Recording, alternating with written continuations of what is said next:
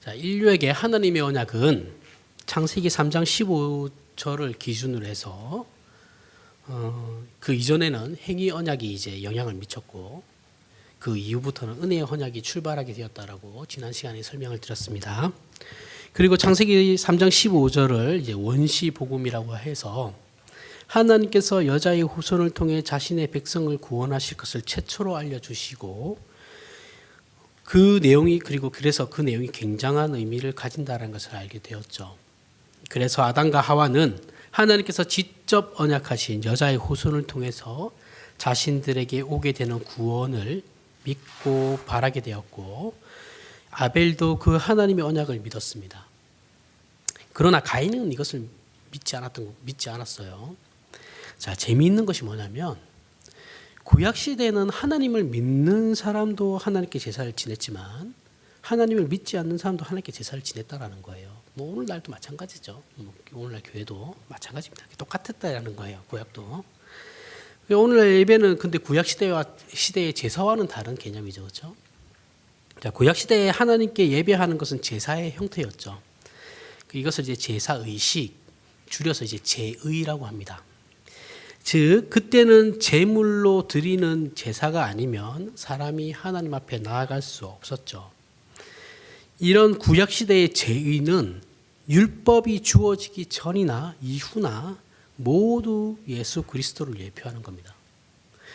그 절기도 마찬가지예요. 구약에 기록되어져 있는 모든 절기는 예수 그리스도를 예표하는 겁니다. 그래서 예수 그리스도가 십자가에 못 박혀 죽으심으로 모든 것이 다 이루어졌어요. 그래서 절기도 안 지키는 겁니다. 우리는. 이것은 예수 그리스도께서 십자가에서 전부 다 이루시다라는 것을 우리는 잊어먹으면 안 돼요. 자꾸 우리는 이것을 잊어먹게 되면 사람은 뭔가를 계속 하려고 하거든요. 그렇지 않다라는 거예요. 완성되었습니다. 안 하셔도 돼요. 교회도 안 지켜도 되는 겁니다. 자, 그래서 신약 시대의 예배의 정의, 그러니까 오늘날 우리가 드리는 이 예배, 지금 여러분들이 지금 드리고 있는 이 예배, 내가 지금 드리고 있는 이 예배의 정의를 한번 생각해 봤을 때, 그럼 예배의 정의가 뭐냐? 예수 그리스도 잘 들으십시오. 예수 그리스도를 통해서 구원받은 자들이 예수 그리스도를 통해서 구원받은 자들이에요. 전제입니다. 전제. 자신들이 구원받은 것에 감사를 해서 삼위일체 하나님께 감사하는 행위를 우리는 예배라고 하는 거예요. 감사하는 행위예요. 하나님께. 그 예배는 삼위일체 하나님께 드리는 것으로 삼위 하나님 중에 한 위격, 즉 성부 하나님만을 위한 예배나 성자 한 예수 그리스도만을 위한 예배나 성령 하나님만을 위한 예배는 존재할 수 없다라는 거예요. 예배는 무조건 삼위일체 하나님께 드리는 겁니다. 때문에 제가 늘 강조하죠. 그래서 찬양도 예배 시간에 부르는 찬양은 따로 있다라고 얘기하는 겁니다. 그걸 강조하는 거죠. 삼일째 하나님을 찬양하는 내용의 가사여야 된다라는 거예요. 또 중요한 것이 뭐냐면 구원받지 못한 자들은 하나님께 예배를 드릴 수 없다라는 거예요. 이 말은 이제 오해를 하시지 말고 들어야 되는데 불신자들은 신자들이 우리가 지금 드리고 있는 예배에 참석은 할 수 있어요. 예배 자리에. 그런데 그가 행하고 있는 그 행위가 예배 시간이라고 할지라도 우리 신자들이 드리는 예배의 시간이라고 할지라도 그가 드리는 그것은 예배로서 성립이 되지 않는다는 거죠. 불신자가 드리는 건. 그래서 현대교회에서 많이 사용하고 있는 구도자 예배라는 말 있죠. 옛날에 빌 하이베스 목사님이 윌로우 크릭 교회가 제일 먼저 시작한 겁니다. 미국에서. 이 사람 존경하는 사람도 많은데 이 사람 문제 되게 많은 사람이에요. 존경하시면 안 됩니다. 구도자 예배라는 걸 만들었어요. 믿지 않는 사람도 예배를 드릴 수 있다라고 하면서 토요일날 예배 시간을 만들어가지고 엄청나게 많이 끌어들였죠. 그러면서 이제 메가처치가 됐습니다. 10,000명이 넘는 교회가 만들었는데, 근데 이 구도자 예배라는 게 말 자체가 성립이 안 된다라는 거예요. 이 구도자는 예배를 드릴 수 없거든요. 구도자라는 말은 신자를 얘기하는 게 아니고 어떤 것이 되었던 진리를 추구하는 자들을 구도자라고 하는 거거든요. 그러니까 그게 꼭 기독교일 필요는 없는 거죠. 그러니까 그런 사람들이 예배를 드린다. 그런 사람들의 예배, 이게 말이 안 된다라는 거죠. 예배라는 건 성립이 되려면 신자들이 하나님께 드리는 예배여야지만 그게 예배로서 성립이 되는 겁니다. 이런 일들이 오늘날 한국교회나 전 세계 교회에서 이렇게 많이 일어나는 이유가 이거는 개혁파를 추구하는 신학을 추구하는 교회에서는 이런 문제들이 전혀 없습니다. 없는데 복음주의를 추구하는 교회들이 이런 일들을 많이 벌어지죠. 왜 그러냐면 이 교회들이 예배가 뭔지를 정확하게 정의를 못 내리고 있기 때문에 그런 거예요. 예배가 뭔지를 몰라요. 모르니까 이상한 소리들을 하는 겁니다. 이상한 짓들을 예배 시간에 하는 거예요. 예배는 반드시 구원받은 자들만이 행할 수 있는 거예요. 자, 이 말은 또 오해하시지 마셔야 되는 게 불신자들을 예배 자리에 데려오지 말라는 말이 아니에요. 그것도 아니에요. 불신자들은 예배를 통해서 신자가 될 수 있죠. 전도가 될 수 있습니다. 전도가 돼요, 실제로. 하지만 그들이 행하는 예배가 신자가 되기 전까지는 그들이 정말 하나님을 믿어가지고 예수 그리스도를 믿어가지고 예배를 드리는 그 행위가 그 신자가 되기 전까지 그거는 그 행위들은 예배로서 성립은 되지 않는다라는 거죠. 설교로 그분들이 전도는 될지언정 전도가 되고 난 뒤에 그분들이 정말 하나님을 믿었을 때 예수 그리스도를 믿었을 때부터 예배로서 성립이 된다라는 거예요. 무슨 말인지 아시겠죠? 즉 불신자들은 불신자일 때는 진정한 예배자가 될 수 없어요. 그들도 예수 그리스도를 믿게 되면 하나님 앞에서 진정한 예배자가 될 수 있는 것이죠. 자, 이렇게 예배라는 것은 구원받은 자들이 하나님께 감사하는 행위로 드리는 겁니다.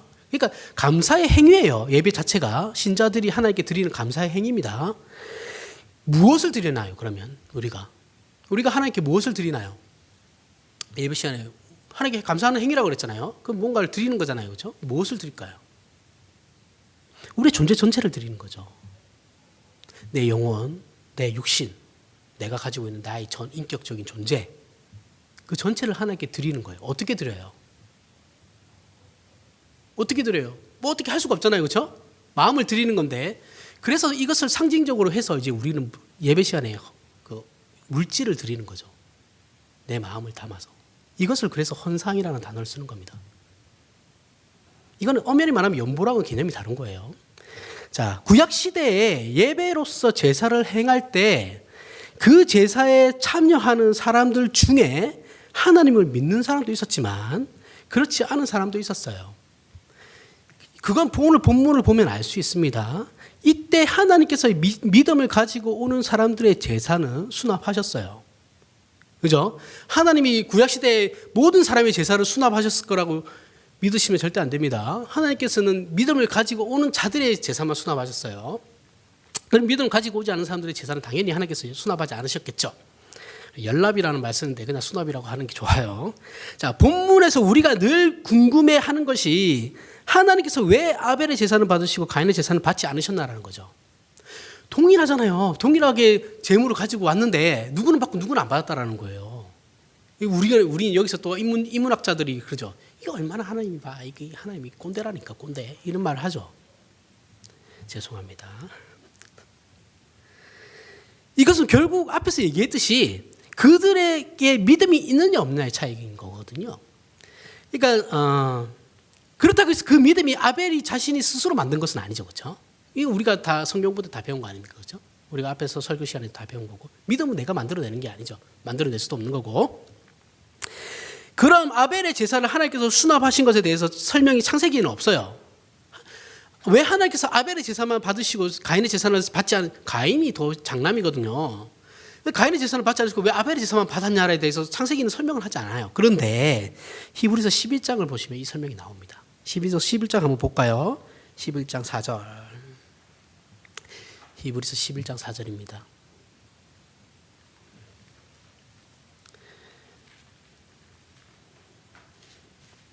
자, 11장 4절에 보면 제가 읽을게요. 찾으셨습니까? 제가 읽겠습니다. 자, 믿음장입니다. 그렇죠? 4절을 보면 상반절에 믿음으로 아벨은 가인보다 더 나은 제사를 하나님께 드림으로 의로운 자라 하시는 증거를 얻었으니, 자, 믿음으로 아벨은 가인보다 더 나은 제사를 드렸다라고 하죠. 자, 우리는 이렇게 히브리서 11장에서 창세기 4장의 내용을 주석해주고 있죠. 설명을 해주고 있죠. 풀이를 해주고 있어요. 그렇죠? 그렇기 때문에 우리가 알 수 있는 거죠. 우리도 아니 이게 없었으면 만약에 우리도 알 수 없죠, 그렇죠? 왜 하나님이 받느냐? 그러나 신약 성경을 인정하지 않는 유대인들은 당연히 히브리서를 인정하지 않겠죠, 그죠? 히브리서를 인정하지 않으니까 아벨의 믿음에 대해서는 이들은 얘기하지 않아요. 왜냐하면 신약 성경 자체를 인정하지 않으니까 이들은. 그래서 이들이 성경을 해석할 때는 지극히 인간의 죄악된 본성이 가지는 종교성에 치우쳐서 해석을 하게 돼요. 그게 무슨 해석이냐면 우리가 좋아하는 치성을 드리는 거죠. 그죠? 아벨은 정성을 다해서 하나님께 제사를 했고 가인은 제사를 정성 들이지 않았다라고 해석하게 되죠. 유대인들은 그렇게 해석해요. 유대인들은 성경을 항상 이런 식으로 해석을 해요. 치성을 드리냐 안 드리냐로 해석하게 되거든요. 인간의 노력을 했냐 안 했냐. 뭐 고정관념이라면 고정관념이라고 할 수도 있습니다. 완전히 이게 인이 박혀 있는 사람들이 있기 때문에. 그래서 오늘 본문의 해석도 아벨은 양과 기름진 것으로 정성스럽게 제사를 드렸고 가인은 성경에 있지도 않은 말을 집어넣어요. 그래가지고 어떻게 하냐면 아무렇게나 제사를 드렸다라고 해석을 해요. 유대인들의 해석입니다. 지금 말하는 해석은. 그래서 하나님께서 화가 나셔가지고 아벨 것만 받았다라고 얘기하는 거예요. 자, 개신교회에서 유명한 주석가들 중에 이 해석에 동의하는 사람도 많습니다. 정신없는 사람도 많아요. 예전에 10개라는 영화 보셨어요? 제가 어렸을 때 10개라는 영화를 부모님 따라가서 극장에서 봤는데 기억나는 게 뭐냐면 아벨은 양 잡아가지고 제사를 드리고 엎드려가지고 막 기도하는데 가인은 곡식을 쫙 펴가지고 이제 제사를 드리려다가 아까우니까 가가지고 그 재물들 다시 이렇게 쓸어 담아가지고 자기 주머니에 집어넣는, 빼요. 재물. 이런 식으로 해석. 이거 유대인의 해석이죠, 그렇죠? 물론 헐리우드 영화의 거의 대부분의 자본이 유대계의 자본이에요. 그래서 뭐 그 해석을 따라갔다라고 생각하기도 하지만 뭐 어떤 건지는 정확하게 알 수 없죠. 반면에 또 다른 해석이 있는데 이건 개신교 안에서 이제 또 다른 부류의 해석이에요. 이 아담 당시에는 아직 있지도 않았던 그 피 흘림이 없은즉 제사함이 없다. 히브리서 9장 22절에 나오는 거. 이 내용을 가져다가 이제 사용하는 거죠. 여기 집어넣는 거예요. 그러면서 아벨은 양을 가져다가 피의 제사를 드렸기 때문에 그런 것이고 가인은 곡물로 제사를 드렸기 때문에 하나님께서 받지 않으셨다라는 거예요. 왜냐하면 이때는 죄인이기 때문에 피의 제사를 드렸어야 되는데 가인은 그걸 몰랐다라는 거예요. 자, 곡물은 피 흘림이 없으니까 하나님께서 당연히 받지 않으시는 게 당연한 거 아니냐, 이 해석을 하시는 분들이 있어요. 저도 어렸을 때 그렇게 배웠습니다. 진짜. 이 해석은 근데 무리가 있고 성급한 해석이죠. 그 이유는 그 당시에는 아직 피 흘림의 제사에 대해 하나님께서 인간들에게 계시를 주셨거나 율법을 주신 적이 없어요. 그러니까 그 제도는 아직 멀었어요. 그 제도는 모세가 시내산에서 가서야 출애굽하고 난 뒤에 시내산에서나 받는 거지, 그 전에는 피 흘림의 제사 이런 거 아무 의미 없었습니다. 뭐 법으로 주신 적이 없으니까. 그러면 가인과 아벨의 제사의 차이가 뭐가 있겠냐고요. 뭐가 다르겠어요? 다른 점이 뭐겠어요? 믿음밖에 없다라는 거죠. 히브리서 11장에서 얘기하는. 자, 그럼 이들은 무엇을 믿었냐라는 거예요. 아벨은 도대체 무엇을 믿었기 때문에 아벨의 제사를 받고 가인은 무엇을 안 믿었기 때문에 가인의 제사를 받지 않았을까요? 아벨과 가인은 동시에 하나님이 존재하는 걸 알고 있었어요. 그럼 무슨 차이였겠냐라는 거예요. 하나님이 존재하는 걸 알고 있었다면 하나님을 믿었다는 증거잖아요. 그런데 가인은 도대체 뭘 안 믿었냐라는 거예요. 이게 이제 바로 여자의 후손을 통해서 구원이 이루어질 줄 거라는 것을 가인은 믿지 않았다라는 거죠. 지금 가인이 아벨을 죽여가지고 하나님이 직접 가인을 찾아와가지고 얘기하고 있잖아요. 근데 가인이 하나님의 존재를 믿지 않았냐고요? 말이 안 되잖아요, 그렇죠? 자기가 지금 직접 대화하고 있는데 어떻게 그 존재를 부인할 수 있겠어요? 하나님의 존재를 안 믿은 게 아니고 하나님이 우리에게 주신 인간에게 주신 그 약속을 믿지 않았던 거예요. 이건 오늘날 우리에게도 매우 중요해요. 여러분들이나 저에게도 정말 중요한 얘기인데, 교회에 나오는 모든 사람이 예배를 드린다고 하나님께서 그 모든 사람의 예배를 받으실까라는 거예요. 이 문제를 생각해 보아야 된다라는 거죠. 자, 물론 예수 그리스도를 믿어서 구원받은 자들이 삼위일체 하나님을 믿음으로 예배를 드리는 사람들의 예배는 하나님께서 기쁨으로 받으십니다. 극단적으로 그 사람이 졸았다고 해도 예배 시간에. 이해가세요? 그런데 반면에 아무리 믿음 있는 척하면서 예배 자리에 나와 있어도 사람의 눈을 속일지라도 하나님은 절대 속지 않으세요. 이런 믿음 없는 사람의 예배는 하나님께서 절대 받으시지 않으신다라는 거예요. 받지 않으세요. 그 사람이 멀쩡하게 예배를 정성껏 잘 드렸다고 할지라도 앞에서 말한 대로라면 이 사람의 행위는 예배로 성립되지가 않는 거죠. 당연히 안 받죠. 하나님께서. 왜냐하면 하나님은 믿지 않으니까. 믿지 않은데 종교 행위만 하니까.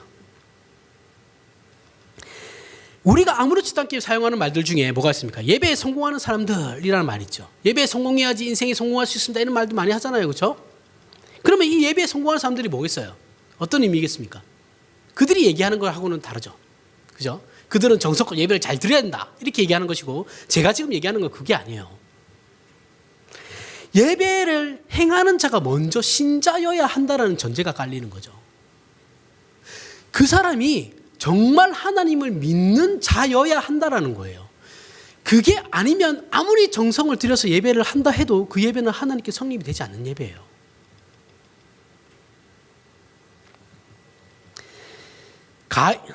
여기서 이제 한 가지 짚고 넘어가야 되는 게 내가 정성을 들여서 하나님께 예배한다고 해서 그 예배가 하나님께 더 좋은 예배가 되고 내가 정성을 덜 들인다고 해서 그 예배가 하나님께 좋은 예배가 되지 않느냐 하면 그건 아니다라는 거예요.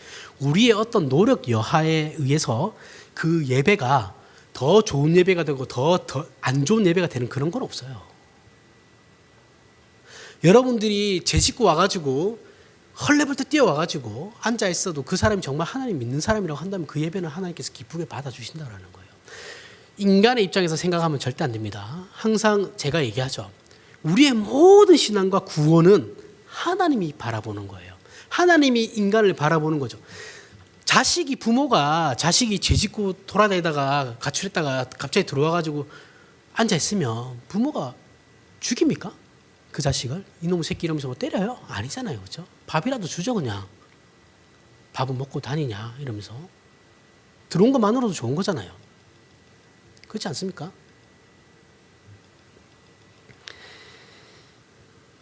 결국 그 가인은 아벨을 죽여요.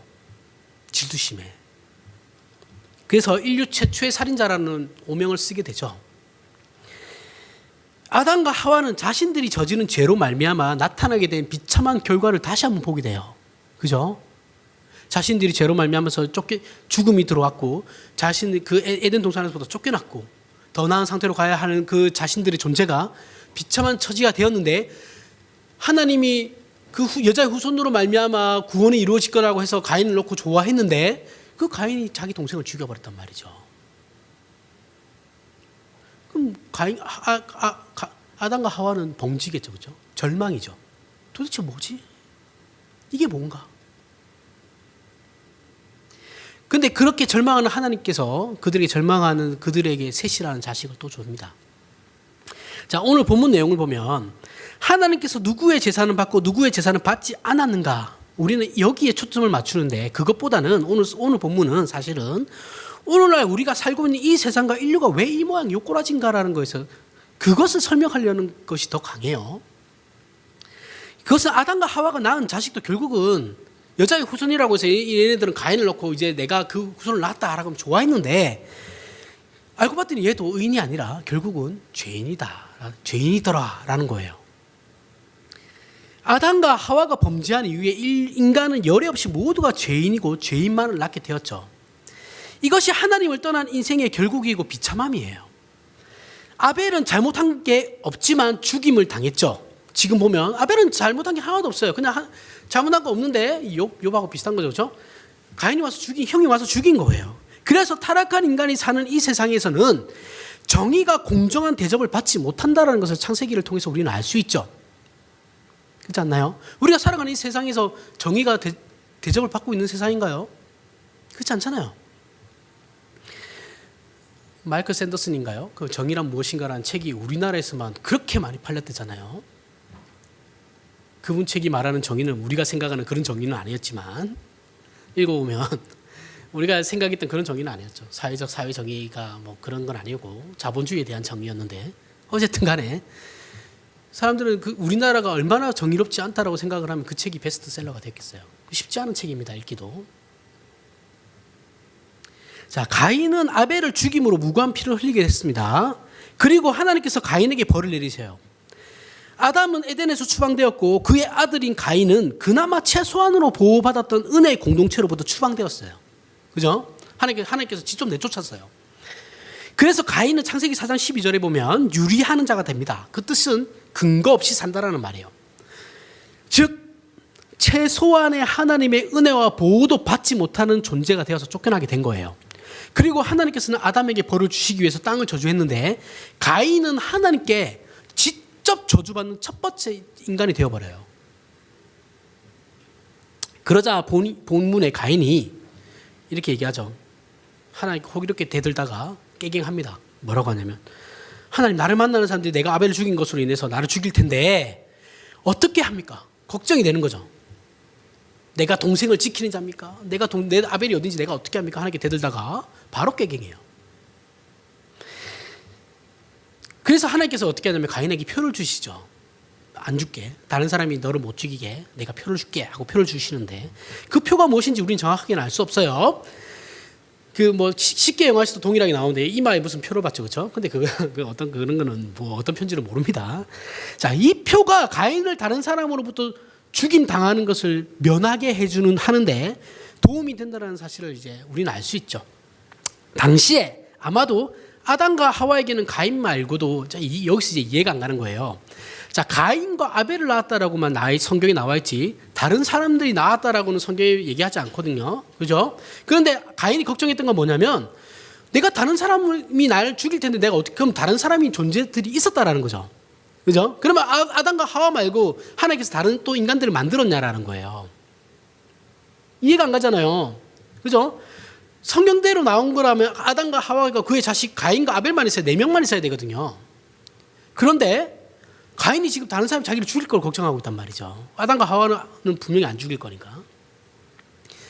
그러니까 이게 이제 의문이 드는 건데 이게 이제 사실은 가인과 아벨 말고도 다른 자녀들도 있었다라는 거예요. 이걸 이제 얘기하고 싶은 건데, 자, 아담과 하와가 가인을 낳고 가인과 아벨 사이에 텀이 있었을 거예요. 텀이 있었는데 그게 얼마나 된지 아무도 몰라요. 아무도 모르고 가인이 아벨을 죽인 나이도 몰라요. 그죠? 그러니까 그 몇십 년의 텀이 있었을 테고 그 사이에 또 많은 아이들이 낳았을 거죠. 그러니까 그 아이들은 아마 주변에서 살았던 것 같아요. 아담과 하와 같이 살지 않고. 그래서 가인은 아무래도 아담과 하와가 생각하기에 얘를 통해서 뭔가 우리의 구원이 이루어질 거라고 착각하고 있었기 때문에 가인은 같이 살았던 것 같습니다. 그래서 이제 그리고 아벨을 낳고 난 뒤에도 또 얼마의 자식을 더 낳는지에 대해서는 성경이 설명하고 있지 않죠. 그렇죠? 우리가 얼마나 낳는지는 모릅니다. 자, 인구 100명당 1000만 명이 되는데 인구가 100명에서 1000만 명이 되는데 1000년이 안 걸리거든요. 그렇게 따졌을 때 아담과 하와가 1000년 정도 가까이 사니까 뭐 엄청난 자식을 낳았겠죠. 그렇죠?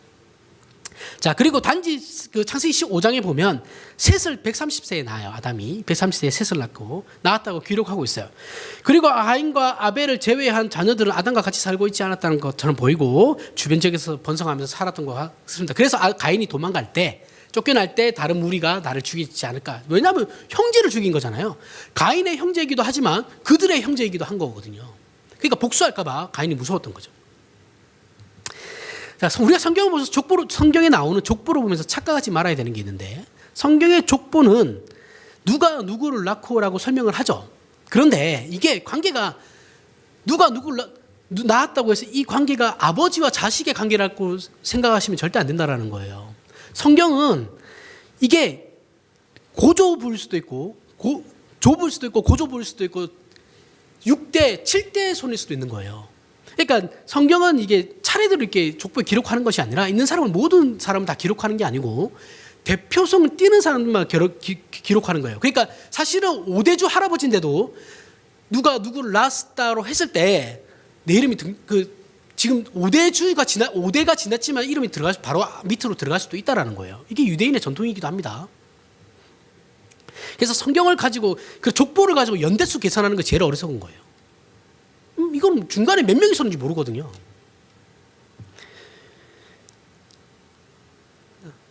자, 그래서 우리는 짐작만 할 수 있고, 이렇게 가인이 또 여호와를 떠난 에덴 동편 놋 땅의 성을 쌓고 문명을 발전시키는 이야기가 나오면서 그의 후손인 라멕이 등장하죠. 라멕이라는 애가 등장해요. 그러면서 라멕이 어떻게 합니까? 처음에 라멕이 두 아내를 취하였다라는 말이 나와요. 이것은 인류 최초의 일부 다처제가 생긴 건데, 인간의 죄성으로 말미암아서 이제 건강한 가정이 깨지기 시작한 거예요. 자, 우리가 여기서 또 착각하지 말아야 되는 것이, 구약 성경에 일부 다처제가 나온다고 해서 성경이 일부 다처제를 지지하거나 인정한 적은 한 번도 없습니다. 우리 이거 되게 이렇게 생각하시는 분 되게 많아요. 부인이 그렇게 많았고 솔로몬도 그렇게 많았는데 그거 다 죄냐? 죄입니다. 일부 다처제나 일처다부제나 다 비성경적인 거예요. 가정을 파괴하는 죄의 결과일 뿐이에요. 자, 성경에 등장하는 인물들의 죄를 모두 언급하지 않아요. 여러분, 다윗이 거짓말을 얼마나 많이 했는데요. 우리 다윗 존경하지 않습니까? 그렇죠? 모세도 아내가 죽고 난 뒤에 첩들을 많이 하죠. 그렇죠? 그러나 그 죄에 대해서 언급하지 않는다고 해서 성경이 그것들을 지지한다고 생각하시면 안 된다는 거예요. 성경의 전체적인 맥락과 원리에서 바라볼 때 이건 분명한 죄예요. 죄입니다. 지지하지 않아요. 성경은. 하나님께서 일일이 그런 죄들을 지적하지 않았다고 해서 하나님께서 그걸 묵인했다 이렇게 얘기하면 안 되는 거예요. 그리고 라멕의 후손을 통해서 음악과 예술이 발전하고 산업과 문명이 발생해요. 청동기가 일어나게 되죠. 구리를 사용하게 되니까. 우리는 성경을 통해서 이러한 것들을 알 수 있어요. 또한 라멕이 자신의 오만함을 표현하죠. 23절, 24절에 이제 보면 라멕이 이렇게 얘기합니다. 라멕이 아내들에게 이르되 아다와 실라여 내 목소리를 들으라. 라멕의 아내들이여 내 말을 들으라. 나의 상처로 말미암아 내가 사람을 죽였고 나의 상함으로 말미암아 소년을 죽였도다. 가인을 위하여는 벌이 7배일진데 라멕을 위하여는 벌이 77배로다. 자, 왜 라멕이 자신을 위해서는 77배라고 하느냐 하면 이거 웃긴 건데 그의 살인은 가인의 살인과 다르다라는 거예요. 가인은 아무 잘못 없는 사람을 죽였는데 나는 라멕 자신은 나의 상처로 말미암아 내가 사람을 죽였고 즉 뭐냐면 일종의 정당방위였다라는 거죠. 나는 나를 해하는 사람이 있었기 때문에 내가 그를 죽인 거야. 그래서 나는 가인하고 달라 이렇게 얘기하는 거예요. 그러면서 자기는 나를 죽이는 자는 77배다. 벌을 그렇게 받을 거다 이렇게 얘기하는 거죠. 무고한 아벨을 죽인 가인도 다른 사람들이 그 가인을 죽이게 되면 벌을 7배나 받는데 나는 무고하지 정당방위 차원에서 사람을 죽였기 때문에 나를 죽이는 사람은 77배로 벌을 받아야 된다는 거예요. 이 교만의 극치죠. 자, 이렇게 라멕이 오해를 하고 있는데 이 오해가 오늘날 우리에게 가르치는 것이 무엇이냐면 라멕이 오해하는 것은 오늘날 우리에게 주는 교훈은 가인이 하나님 앞에 죄에 대해서 벌을 받고 추방을 당했음에도 불구하고 하나님께서는 가인의 죽음을 원치 않으셨어요. 그렇기 때문에 표를 주신 거죠. 그렇죠? 왜 그러냐면 그리고 그 가인은 자신의 일로 말미암아 다른 사람들이 자신을 죽일 거라는 거 분명히 알고 있었거든요. 그는 자신의 형제자 그 형제들을 죽였죠. 그들의 형제들을 죽인 것이죠. 여기서 우리는 하나님께서 가인의 편을 들어주신 것 같아요. 그렇죠? 가인은 당연히 살해를 했기 때문에 다른 사람으로부터 그 보복을 받아야지 정상인 건데 하나님은 마치 여기서 가인 편을 들어주세요. 그러면서 가인을 보호하는 것처럼 보이죠. 폐륜을 저지른 사람인데 하나님께서 벌을 안 주신다라는 벌을 주셨죠. 이미 벌은 주셨지만 그 다른 사람으로부터 보호한다라는 거 왜 그러냐면 왜 그렇게 하시냐라는 거예요. 왜 저 사람은 다른 사람 죽여도 사실은 할 말도 없는 사람인데 왜 저 가인이 다른 사람들에 의해서 죽임을 면하게 하시나? 이에 대해서 우리는 생각하게 되면 이거 좀 불공평하지 않나? 그럼 아벨은 뭐야? 아벨은 죽었는데 억울하게 이렇게 생각할 수 있죠. 왜 그러셨냐면 하나님께서 가인에게 표를 주신 건 가인만을 보호하시기 위한 것이 아니라 인류 전체를 보호하기 위함이에요. 왜냐하면 사람이 누구든지 자기 마음대로 살인을 하게 되면 이 세상은 무법천지가 되죠. 그죠? 죄가 날 죽였으니까 나 보복할래. 나를 다치겠으니까 보복할래. 이렇게 하잖아요. 그러면 지금 인류가 번성하지도 않은 때에 지네들끼리 이렇게 싸움이 나게 돼버리면 어떻게 되겠습니까? 자멸하죠. 그것을 막기 위해서 하나님께서 이미 자신의 보호를 떠난 자들임에도 불구하고 그들에게 인류의 역사는 진행되어야 하니까 그 인류가 자멸하는 것을 막기 위해서 하나님께서 법적인 제도와 사회 질서와 윤리를 주신 거예요. 예수님 당시 신약시대는 로마 제국이 다스렸던 때였죠.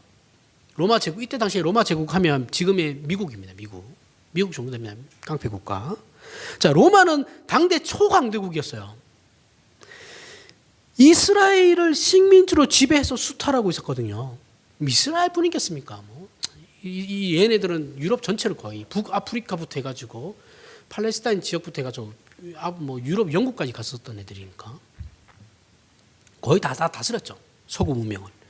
그런데 이제 바울이 로마서 13장에 보면 그 권세에 굴복하라고 얘기하거든요. 로마 황제에게 굴복해 이렇게 얘기해요. 왜냐하면 하나님께서 질서와 지위를 정하셨고 그렇게 허락하신 것이기 때문이에요. 때문인데 이 말씀은 많은 오해를 하고 있죠. 우리는 이 말씀도 되게 많이 오해해요. 특히 보수 기독교에서 이 말씀은 많이 오해해요. 물론 이건 자세한 설명이 필요한 부분에서 다음에 기회가 되면, 오늘 이 주제가 아니기 때문에 넘어가고 다음에 기회가 되면 세상 권세에 대한 그리스도인들이 어떤 입장을 취해야 되는지를 개혁파 입장에서 제가 설명을 드리도록 하겠습니다. 다만 여기서는 하나님께서 범죄하고 부패해서 공멸하는 길을 갈 수밖에 없는 인류를 하나님께서 보호하시기 위해서 일반 은총이라는 걸 주시죠. 일반 은총을 주시면서 그 가운데 일반 은총 속에 국가라는 제도를 주시는 거예요. 그 국가는 제도나 법, 도덕이나 윤리 이런 것들이죠. 그래서 오해 없이 들으셔야 되는데, 여러분 진짜 오해 없이 들으셔야 돼요. 저는 독재 정권을 지지하지 않습니다. 그러니까 오해 없이 들으시라는 거예요. 독재 정부라고 해도 없는 것보다는 있는 게 나아요. 이거 우리 인류 역사를 통해서 보는 거거든요. 배우는 거거든요. 예로 왜 제가 이런 말을 하냐면, 나라가 무정부 상태가 될 때가 있어요. 한 나라가 무정부 상태가 될 때가 있는데, 그게 언제냐면 전쟁이 일어났을 때예요. 내전이 크게 일어났거나, 그죠? 우리나라 6.25 전쟁은 내전이죠. 같은 민족끼리 싸웠으니까 큰 내전이죠. 그러니까 이 전쟁이 일어났을 때 많은 무기로 말미암아 사람들이 대량으로 죽는 것도 무서운 거지만, 더 무서운 게 뭐냐면, 무기로 죽는 거야. 전쟁이니까. 더 무서운 게 뭐냐면 시민들 사이에 법이 지켜지지 않는다라는 거예요. 무법천지가 되죠. 그러면 누가 제일 약자들이 누굽니까? 아이들과 여자들이죠. 노인과. 그렇죠? 사람이 사람에 대해서 어떤 일을 해도 처벌을 받지 않아요. 이렇게 돼버리면. 그 참상은 이루 말할 수 없죠. 이게 전쟁 상태라는 거예요. 이렇게 하나님을 떠난 자신들 스스로 지킬 수밖에 없는 세상의 모든 죄인된 인간들은 하나님을 찾기 위해서 문명을 만들거나 발전시킨 것이 아니에요. 이들이 하나님을 더 잘 믿기 위해서 그렇게 문명을 발전시킨 것이 아니고, 오늘 성경을 보면 오로지 자신들을 위해서 이 일들을 행하게 된다는 거예요. 자신들을 위해서. 인류가 바벨탑을 쌓은 이유도 자신들의 이름을 드러내기 위함이었죠. 그래서 창세기 4장 마지막 부분을 보면 아벨 대신에 주신 셋의 후손이 나와요. 셋의 후손이 나면서 저들이 비로소 여호와의 이름을 부르더라라고 해서 셋의 후손들과 하나님의 백성이 아닌 자들을 구별하고 있죠. 그죠? 이 셋의 후손들 나중에 가다 보면 또 갈리게 됩니다. 자, 하나님의 백성들은 하나님께 순종하고 하나님의 통치를 바라는 정신세계를 구축하게 되고, 하나님을 떠난 자들은 스스로가 전부이죠. 그래서 목표에 있어서나 힘에 있어서나 근거에 있어서나 자신밖에 의지할 것이 없고, 그러니까 당연히 자기 자랑밖에는 할 게 없어요. 그렇지 않나요? 그렇잖아요. 내 존재 자체가 목표고 내 삶의 그건데, 전부인데 당연히 내 모든 것들은 내 자랑인 거죠. 그들의 삶이 전부예요. 이것이. 이러한 문제들이 오늘날 신자들에게 어떤 의미가 있느냐면, 오늘날 우리들에게 어떤 의미를 주느냐 하면, 우리는 죄인의 후예로 태어나죠. 모두가 죄인의 후예로 태어나요. 죄인의 후예로 태어나지만 죄를 짓다가 중간에 예수 그리스도를 믿게 되죠. 그죠? 이렇게 예수를 믿고 나면 진리를 알게 되고 생명을 알게 돼요. 하나님 안에서 처음에 주어진 모든 복들을 다시 회복하게 됩니다. 우리가 속해 있는 사회와 시대에 대해서 책임감을 느껴요. 그러면서 어떤 소원들을 가지게 되죠. 바람이 생기게 돼요. 그래서 성경이 우리의 존재를 빛과 소금이라고 하는 것이죠. 성경은 우리에게 빛과 소금이 되라고 얘기하지 않아요. 믿는 자는 이미 빛과 소금의 존재라고 얘기하는 거지. 너희는 이 빛과 소금이다 라고 얘기하고 있지 빛과 소금이 되라 라고 얘기하지 않는다는 거예요. 그러면 우리 신자된 자들의 책임은 뭐냐면 당연히 세상을 구원하자로 하게 되죠. 그죠? 우리의 목표가 뭡니까? 신자들, 이 땅에서 신자들 많아지는 거잖아요. 그죠? 하나님 믿는 사람들이 많아지는 거잖아요. 그리고 우리는 땅끝까지 모든 족속에게 보냄을 받고 있죠. 그러나 잘 들으십시오.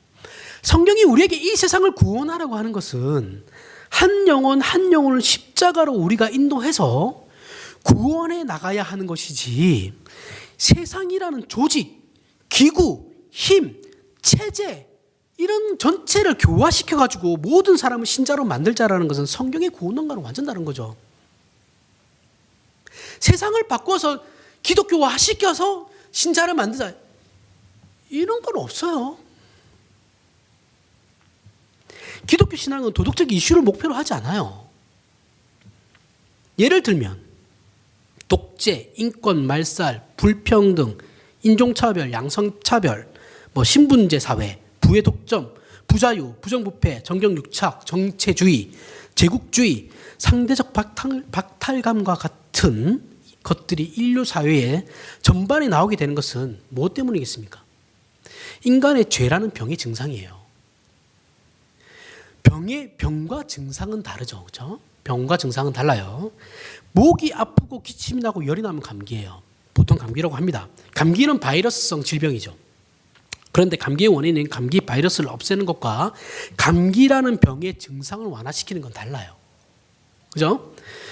감기 바이러스를 죽이는 약은 세상에 아직 나오지 않았습니다. 없어요. 감기 바이러스를 죽이는 약은 없습니다. 그럼 우리가 지금 근데 약국 가면 감기약 주세요 이러면 감기약 주잖아요. 그 감기약은 뭡니까? 이 감기 바이러스로 말미암아서 나타나게 되는 그 병의 증상들 그걸 완화시켜 주는 게 감기약이죠. 하지만 그 감기약은 그 감기의 병이라는 그 근본적인 바이러스를 죽이지는 못해요. 그런 건 없습니다, 세상에. 결국 앞에서 말한 것들이 세상에 존재하는 이유는 사람이 하나님을 떠나서 생기게 된 죄에 대한 증상들이라는 거예요. 그러면 어떤 병이에요? 이게 병의 증상이라고 하니까 우리가 이런 독재나 이런 것들이 다 병의 증상이라고 하니까 그러면 어떤 병의 증상이라는 거예요? 하나님을 반역해서 죄를 지어 죄인이 된 병의 증상이라는 거예요.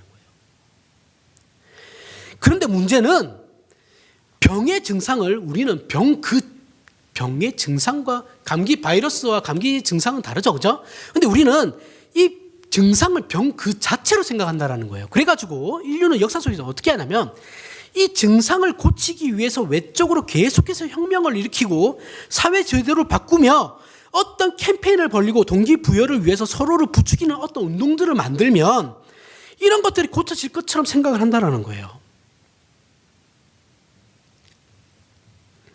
늘 그렇게 생각해 왔어요. 그래서 그렇게 많은 혁명들이 일어나고 많은 사람들을 죽였죠. 이런 생각은 교회와 신자들도 동일하게 생각하고 있는 거예요. 여러분 여기서 오해하지 말아야 되는 게 제가 지금 그러면 아무것도 하지 마라 이 얘기를 하는 게 아니에요. 우리는 더 좋은 사회를 만들기 위해서 신자들도 정치에 참여를 해요. 아무런 문제 없습니다. 참여하세요. 하는데 그게 본질을 바꿀 수는 없다라는 거예요. 그건 알고 가셔라는 거예요. 제도를 바꿈으로 말미암아서 어떤 병의 증상을 완화시킬 수는 있을지언정 그게 우리가 추구하는 본질은 아니다라는 거죠.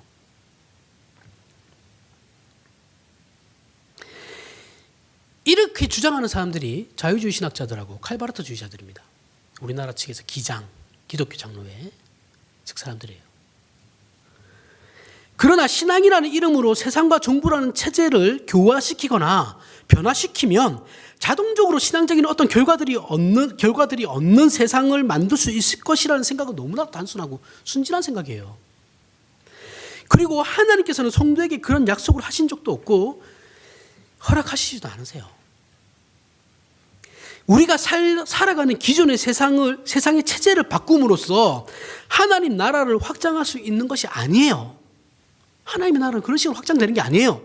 이건 하나님의 나라를 너무나도 오해하고 있는 거죠. 예수 그리스도 때 그 유대인들이 오해했던 것과 동일하게 우리나라 지금 보수 기독교가 오해하고 있는 거예요.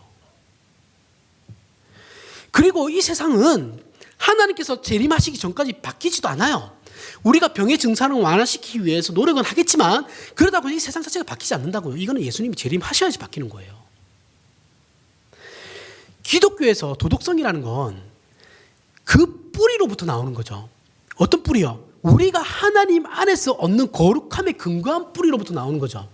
근데 우리는 자꾸 이것을, 이 도덕성이라는 걸 어떻게 하냐면 사회에서 우리를 끌어다가 교회 안으로 가져오려고 그래요.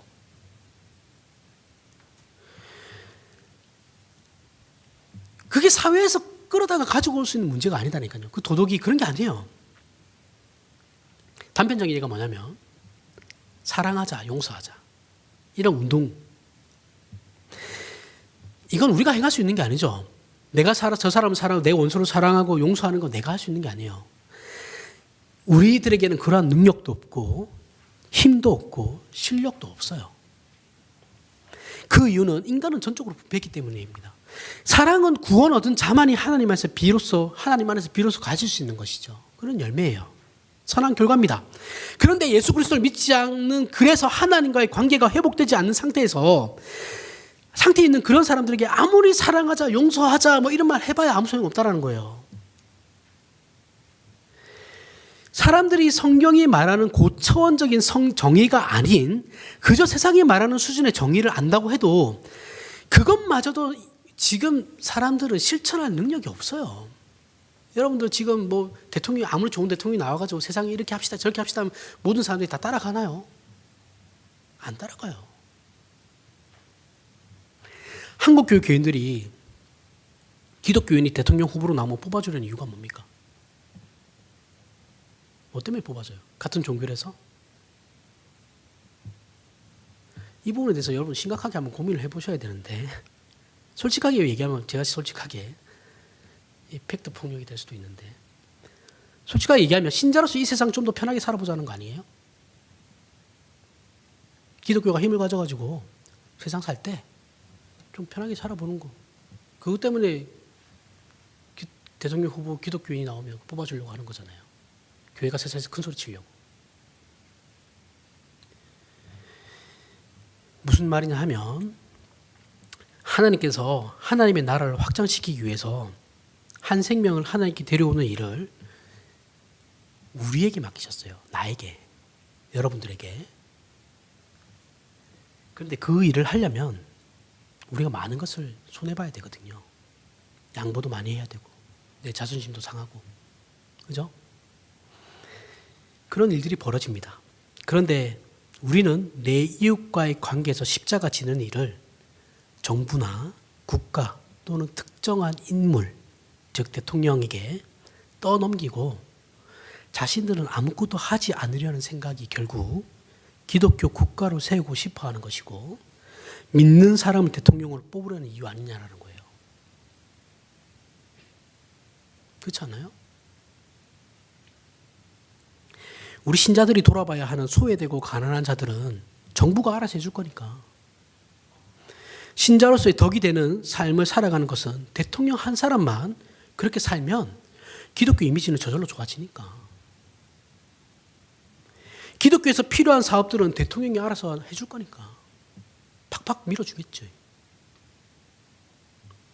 자신은 아무것도 신경 쓰지 않아도 된다라는 그런 얄팍한 생각 때문에 그런가, 그 사람을 밀어주는 거 아니냐라고요. 이건 오늘날 한국 교회 안에서도 마찬가지예요. 한국 교회 신자들은 그런 마음 가지죠. 우리 교회는 아닙니다. 절대 아니죠. 한국 교회 신자들은 자기는 새벽기도 안 나가도 담임 목사는 새벽기도 나가야 돼요. 왜요? 왜 그래야 되는데요? 왜 지는 안 나가는데 하나님 목사들은 나가야 되는데? 도대체 어떤 근거로? 이런 말 같지도 않은 생각들을 한다는 거예요. 자기는 하나님 앞에서 신자 아닌가요? 목사는 하나님 앞에서 신자고 자기들은 아니에요? 할 거면 다 같이 해야죠. 안 할 거면 아예 없애든가. 자기는 헌금, 죄송합니다. 물질을 좀 얘기해야 되는데, 자기는 헌금 안 하면서 목사들 헌금 안 한 거죠. 뭘 하죠? 자기는 11조도 안 내면서 목사들, 교육자들 힘들어가지고 11조 조금 내는 거 가지고 뭘 하죠? 감사헌금 안 내는 거 가지고 뭘 해요? 교육자들이 돈이 어디 있습니까? 막말로. 형편껏 하는 거지. 왜 지는 안 하면서 교육자들은 해야 돼요? 자기는 안 하면서 왜 중직자들은 해야 돼요? 자기는 하나님 앞에서 진짜 아니다라는 거잖아요.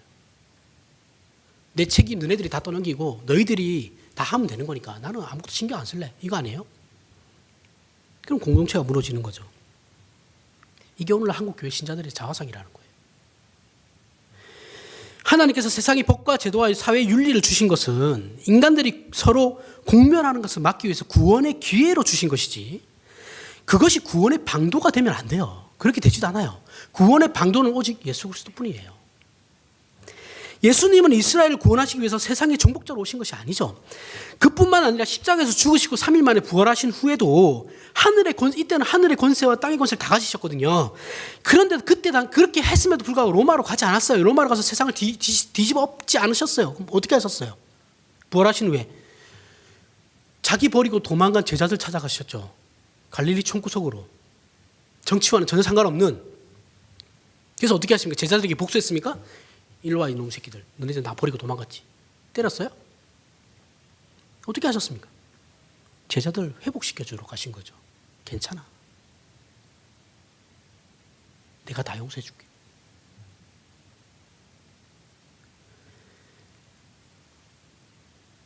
그 이유가 뭡니까?